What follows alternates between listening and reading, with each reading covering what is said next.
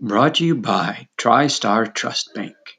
We got the darkroom done at an accelerated rate, even though we were behind schedule from when we wanted it to be completed, because it was our first home project. Welcome to the Saginaw Art Museum podcast. The COVID-19 pandemic is altering the usual routines of people around the globe and around the block. As practices of social distancing and self-quarantine are implemented, artists are finding new ways to adapt to the changing landscape. In this series, Art at Home, we have conversation with artists and creative-minded individuals to understand the way these unusual times are impacting lives. Having a darkroom works to Misty Grumbley's advantage during the current stay-at-home orders. Working in alternative process photography, Grumbley is both an artist and chemist. While missing family and friends, she is wasting no time working on getting her space set for continuing to make art into the future. This interview was recorded May 6th, 2020. Well, Misty Grumbley is here with us today. She is a SVSU grad and an artist right in Saginaw. Misty also works part-time for the museum, and it's a pleasure to have you on the podcast today. Thank you. It's a pleasure to be joining you. And, I just want to say thank you for having me. And I miss working at the museum, and I'm excited to return. Yeah. Well, Misty, tell us a little bit about how you are spending your time in quarantine right now and with the stay-at-home orders. You're involved with a good deal of alternative process photography. Tell us a little bit more about that. Okay, well, the term alternative process photography just means any processes that are not typical for everyday use in photography. Like now we have digital, and still film is used pretty often. So film usually isn't included in alternative process, but there's a wide variety of different alternative processes out there. And right now I'm focusing on a series of gum bichromate. And that is where you take watercolor pigment and gum arabic and you mix that together. And then you take potassium dichromate and you mix that together in the darkroom. And then that creates an image with digital negatives. It sounds like a good deal of artistry and chemistry going on. Yeah, so I got my minor in chemistry as well at SVSU. So it's helpful with when I'm mixing the chemicals to make sure, because I've had experience in the lab, to make sure I'm following all safety protocols and things like that, because potassium dichromate is a pretty dangerous chemical. You need to wear respirator, and you need to have gloves, and an apron should be used as well. And tell me a little bit more about the studios or lab space that you've set up. I'm not sure which term is best, or if you use those interchangeably, given sort of the chemistry and photography happening in the same space there. How did you decide to have your own space, and how did that come to happen?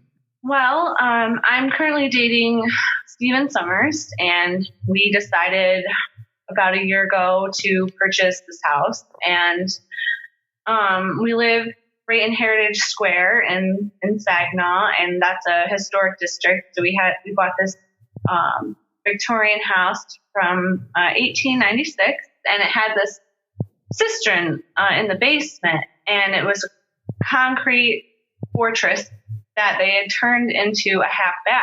And it was kind of a shady half bath. Like, you don't really want to use it unless you have to sort of situation, because, it's in the basement.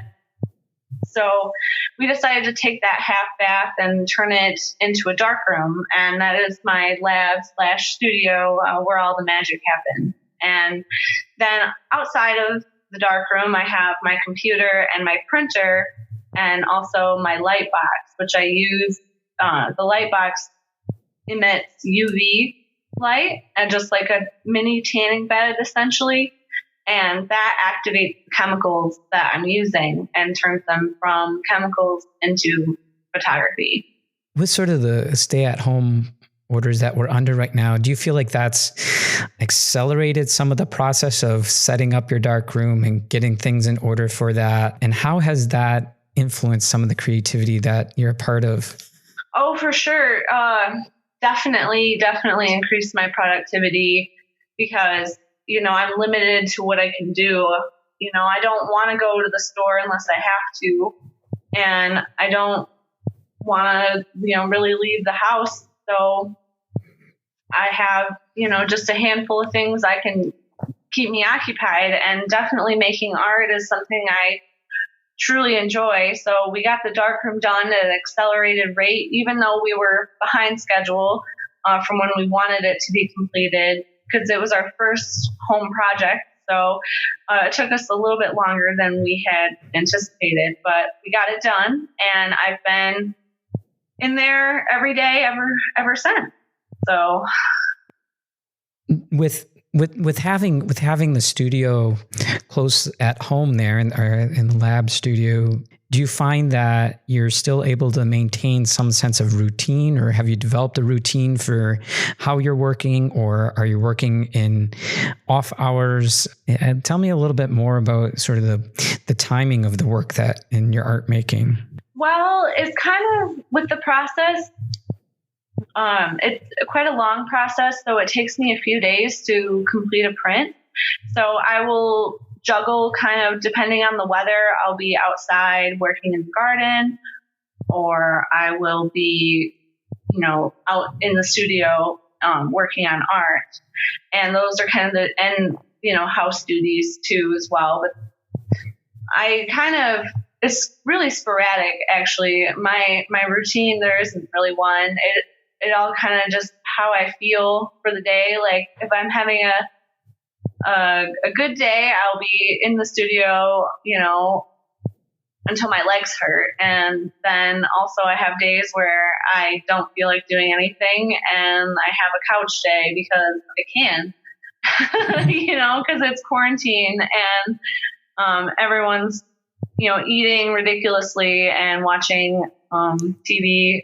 So yeah, those that aren't working anyway. Do you find that during this time you're experiencing a greater level of inspiration to make art, or do you find that you still have to sort of work through barriers to get down and make things? Well, everyone has their good days and bad days, and I think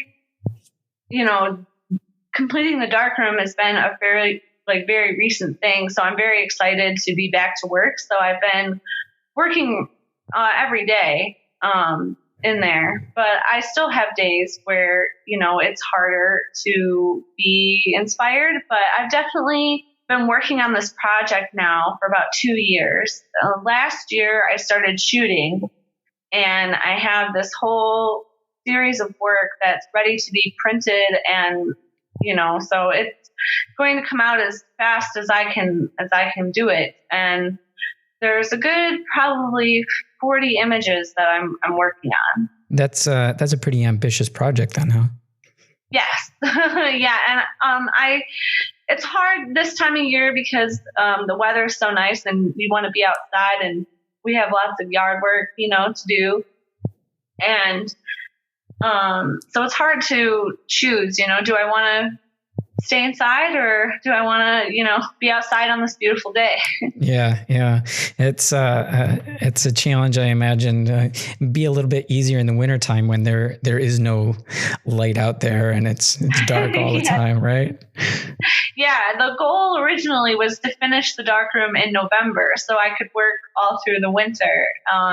But we didn't finish the darkroom until just about a month ago now. So tell me a little bit more about your goals as an artist and in making sort of this body of work.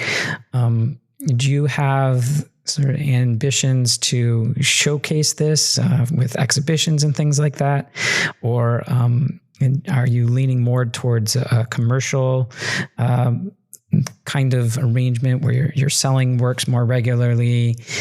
Tell me a little bit more about that.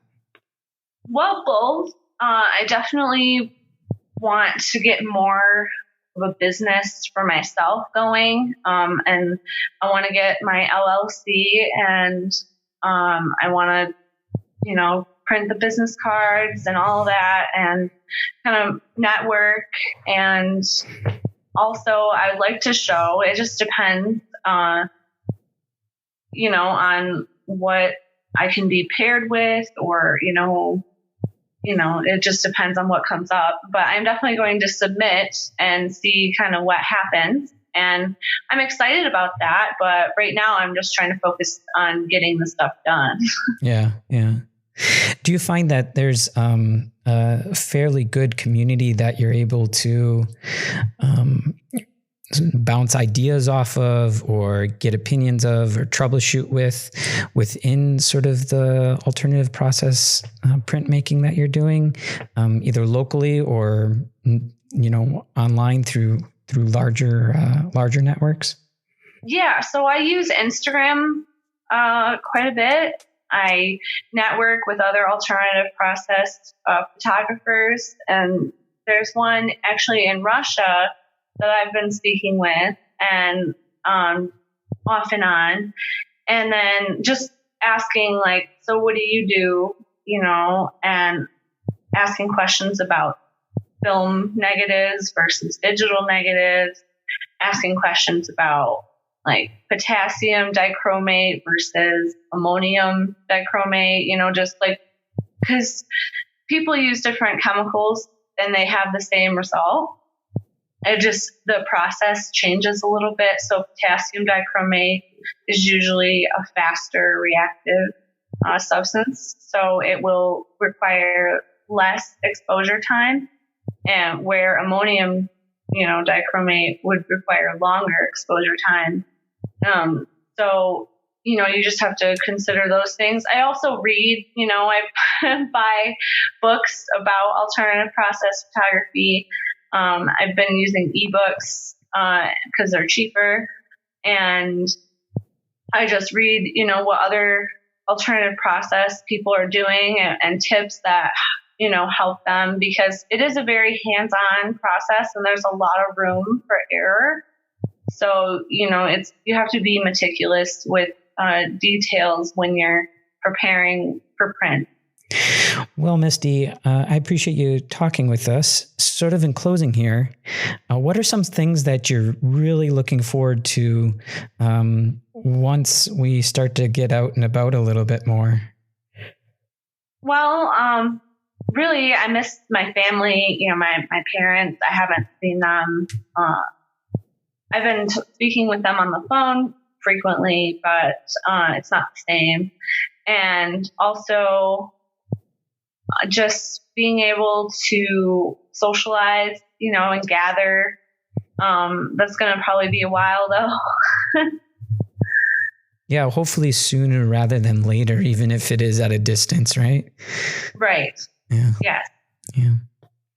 Well, great. I wish you all the best in your printmaking there, and the adventure that you have going on, and the learning process. And I'm really excited to see the results. Well, thank you. I'm excited to share them. And thanks for having me today.